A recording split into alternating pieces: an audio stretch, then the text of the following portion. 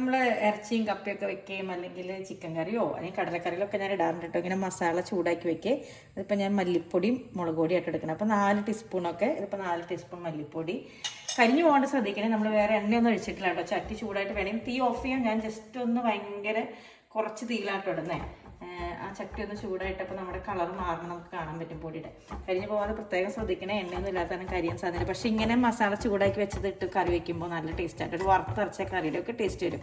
ഇപ്പം പറഞ്ഞില്ലേ 4 ടീസ്പൂൺ മല്ലിപ്പൊടി, 4 ടീസ്പൂൺ മുളക് പൊടിയാണ് എടുക്കണേ. ആ മുളക് പൊടിയിൽ ഞാൻ 2 ടീസ്പൂൺ കാശ്മീരി ചില്ലിയും 2 ടീസ്പൂൺ അല്ലാത്ത ചില്ലി പൗഡറും, നമ്മൾ സ്പൈസി ആയിട്ടുള്ള ചില്ലി പൗഡറും കൂടി എടുക്കും കേട്ടോ.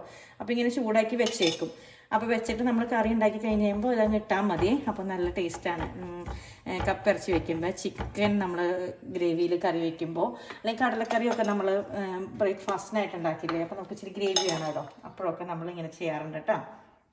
കണ്ടോ നല്ല മണം വരും കേട്ടോ. ഇത് ചൂടായി തുടങ്ങും. മുളക് പൊടി ഇട്ട് കഴിഞ്ഞാൽ വേണമെങ്കിൽ എത്രയും സേഫ് പയ്യെ ഒന്ന് ചൂടായി കഴിയുമ്പോഴേക്കും ഒന്ന് തീ ഓഫ് ചെയ്യണതാണ്. ആ ചൂടത്ത് തന്നെ ഇരുന്നിട്ട് ആ കളറൊന്ന് മാറി വരുന്നവരെ ഒന്നാക്കിക്കൊണ്ടിരിക്കാവേ. 3 കളറാണ് വരാറ് നമ്മളിങ്ങനെ ചൂടാക്കി വെക്കും കേട്ടോ. എക്സോസ്റ്റ് ഇട്ടിട്ട് നല്ല നമുക്ക് മറ്റേ എന്താ പറയുക, നമ്മുടെ ഇതിൽ മണടിച്ചിട്ട് നമുക്ക് ഭയങ്കര ശ്വാസം ഇത് വരും കേട്ടോ, സഫോക്കേഷൻ വരും. അല്ലെങ്കിൽ ജെല്ലൊക്കെ തുറന്നിട്ടോ നല്ല മണമാണ് ചൂടായി വരുമ്പോഴേ. അപ്പോൾ നമ്മൾ കപ്പയും ബീഫും കൂടെ വെച്ചപ്പോൾ അതിനകത്തേക്ക് ആയിട്ട് ഇന്ന് ഇടാൻ പോണേ. നൊയമ്പുള്ള കുറേ പേരുണ്ടെന്ന് എനിക്കറിയാം കേട്ടോ. സോറിയായി. ചുമ്മാ നിങ്ങൾ സേവ് ചെയ്ത് വെച്ചോ. ഇപ്പോൾ കാണണ്ട, പിന്നെ കാണണ്ടാൽ മതിയെന്ന്.